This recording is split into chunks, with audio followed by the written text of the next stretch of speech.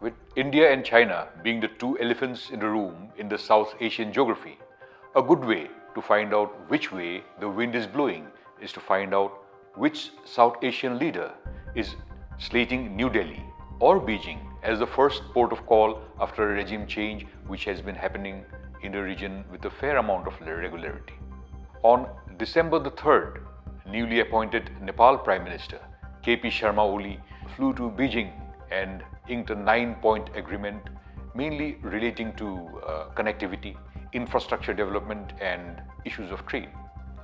That certainly did raise the hackles in South Bloc, which houses the Ministry of External Affairs. The Mandarins were obviously worried. The sinking feeling was somewhat ebbed and accounted for when Sri Lankan President Anura Kumara Dissanayaka made New Delhi his first port of call. It was possibly a way of expressing the island nation's gratitude for India having aided and economically bettered Sri Lanka with a $4 billion assistance in 2022. On Monday, which is December the 18th, India and Sri Lanka inked a slew of agreements ranging from the economic, the military, to the humanitarian, among other domains. President Disanayaka also declared, very significantly, that the island nation will never let its territory be used for any anti-India activity. That must have come as music to New Delhi's ears, bogged down as it is by anti-India activists spewing venom in Canada, the United States, and a few other countries. Most importantly, the two countries have agreed on defense collaboration, which is seen as a vital barometer of the good and friendly relationship between nations.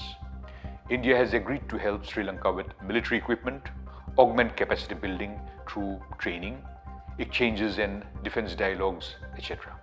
A notable point is the agreement to cooperate on hydrography, a domain where China has been pursuing quite aggressively while mapping the ocean floor. In recent times, in certain cases, Indian diplomacy has succeeded in reversing the fortunes. Like for instance in the case of Maldives, where a supposedly anti-India president, Mohammad Muizzu, took over.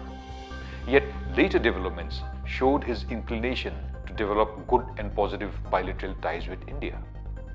Of course, President Muizzu had first visited Turkey and China in what was seen as a snub to India. In the past, Maldivian leaders, for the most part, usually visit New Delhi before undertaking visits to other countries. The impetus in ties with Sri Lanka is in perfect sync with India's declared neighborhood first policy and SAGAR, which is an acronym which stands for Security and Growth for All in the region, which is an Indian vision of a geopolitical framework of maritime cooperation in the Indian Ocean. Whether the bilateral friendly momentum between India and Sri Lanka is maintained or not is a question that only time will tell.